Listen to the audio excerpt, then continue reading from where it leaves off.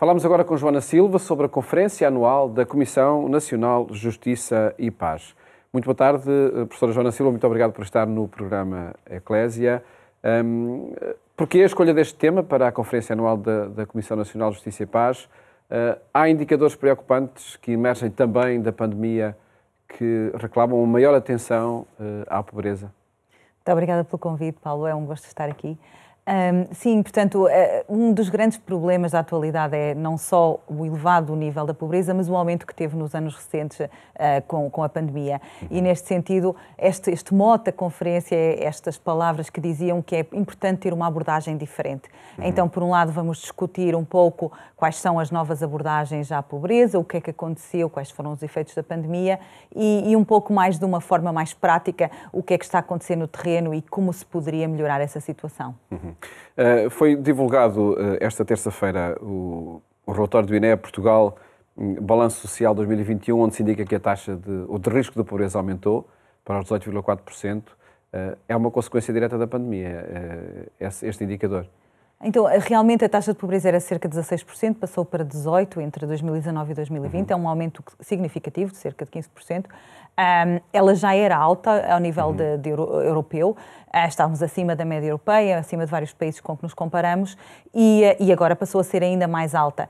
Foi um aumento que envolve muita gente, portanto, muitas pessoas que não eram pobres tornaram-se pobres durante a pandemia, isto apesar das políticas que foram postas em prática, que tiveram também um impacto significativo e evitaram um aumento ainda mais substancial. Mas, ainda assim, vê-se que uma grande franja da população realmente não era pobre e tornou-se, e a desigualdade também aumentou significativamente, também um indicador preocupante, em que já estávamos numa situação em que tanto mais alta gostaríamos de ter. Portanto, sim, há alguma preocupação em que esta situação não se torne permanente, em que as pessoas possam sair, que seja só uma situação transitória de pobreza para as pessoas e que não fiquem permanentemente em pobreza. E o que é que está na origem, de facto, desse aumento?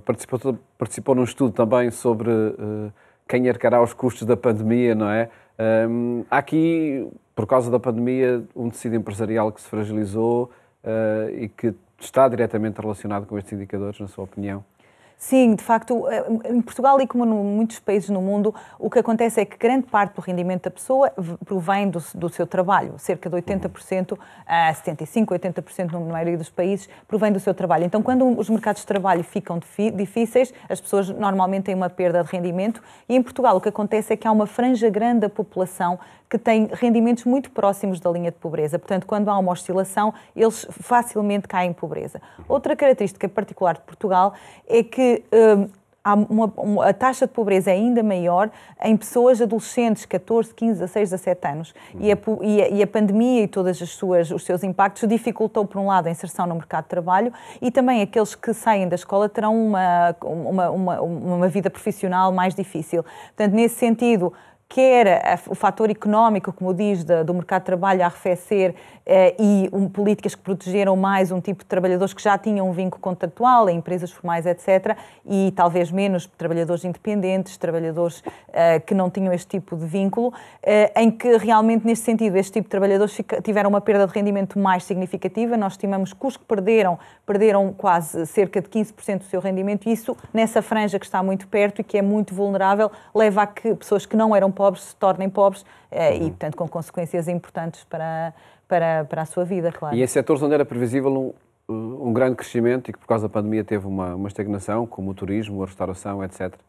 Exatamente. Que estavam a empregar muita gente, não é? Que estavam a empregar muita gente, portanto, que garantiam uma massa salarial a um certo tipo de trabalhadores, por exemplo, trabalhadores menos qualificados, muitos deles trabalham nesses setores e, por isso, há aqui efeitos heterogéneos da pandemia, piores no Algarve, piores entre pessoas com menores escolaridades e muito mais graves também entre os mais pobres, que perderam mais rendimento, sofreram mais com a pandemia e que têm mais tendência a depois ter efeitos mais permanentes, porque a eliminação desses efeitos dependeria de uma reinserção fácil no mercado de trabalho que neste momento ainda não está a acontecer.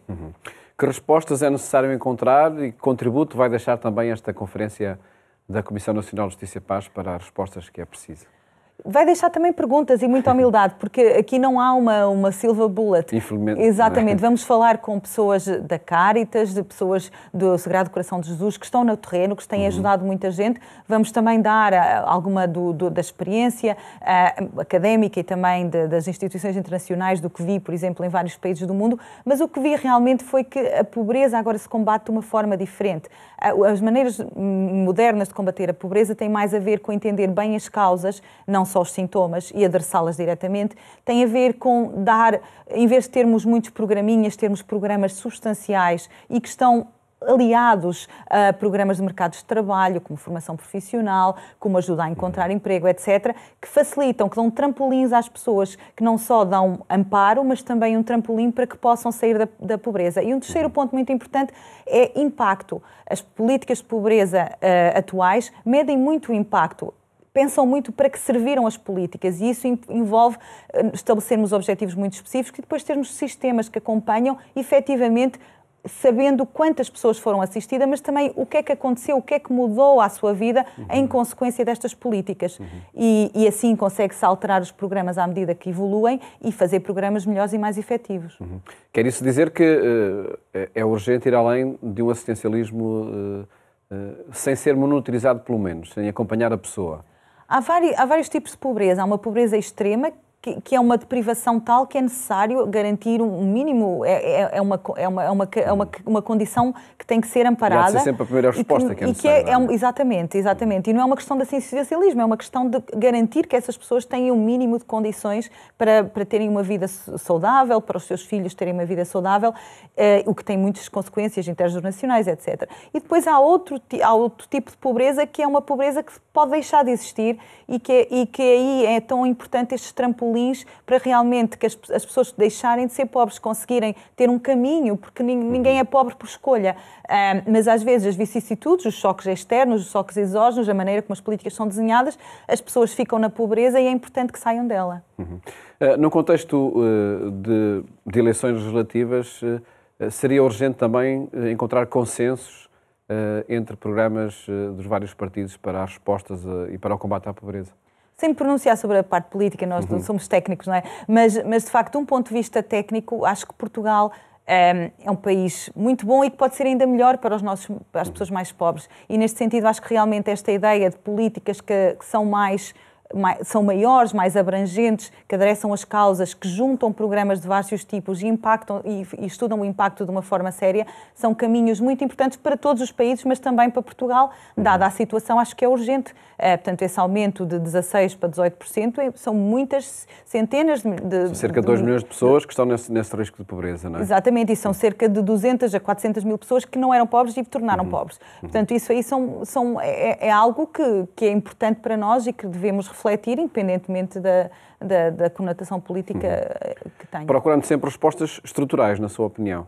Exatamente, procurando sempre políticas que funcionam, políticas que são efetivas e políticas que servem exatamente para o que queremos, para que as pessoas consigam sair da pobreza. O que me interessa não é a quanta gente eu dei dinheiro, mas é a quanta gente este dinheiro serviu para sair da pobreza. E isso é que é o impacto que a diferença entre medir o quanto dinheiro eu gasto e medir para que serviu a política e o quanto contribuiu não só para os pobres dois, mas também para os seus filhos, etc., e para as próximas gerações e para um Portugal melhor, claro. Temas que estarão em debate nesta conferência: pobres, pobreza e desigualdade. Vai decorrer no Centro Cultural Franciscano, aqui em Lisboa, neste sábado, não é? E pode ser acompanhada também através de transmissão online. Exatamente, pelo Zoom, inscrevendo-se no site da Comissão Nacional de Justiça e Paz e também no Facebook, na página da Comissão Nacional de Justiça e Paz. Ficam ao alcance de todas as pessoas as ideias que aqui vão sendo partilhadas, para de facto todos também estarmos nesta luta contra a pobreza em Portugal. É importante e necessário. Obrigada pela oportunidade. Obrigado nós, a Até professora sábado. Joana Silva, por estar aqui. Até sábado, então, a este debate que vai acontecer neste sábado no Centro Cultural Franciscano: pobres, pobreza e desigualdade social.